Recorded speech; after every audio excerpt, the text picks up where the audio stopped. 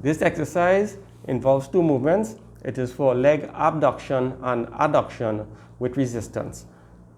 In people who need leg rehabilitation, for example, stroke patients, and this is a great exercise. It is very useful in helping people to walk again. So the first exercise we're going to do is the abduction exercise, where the legs open. So you have the patient or the person lying on their back, knees are bent, feet are flat. Then you as a partner, you're right here, put your hand just above the knees, and with light resistance, press inward, and then the person is supposed to open the legs. Go ahead, open.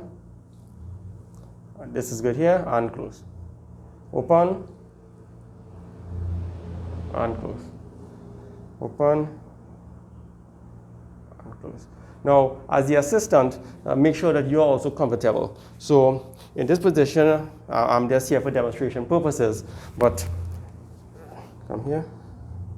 So you'll have to make yourself comfortable as the assistant.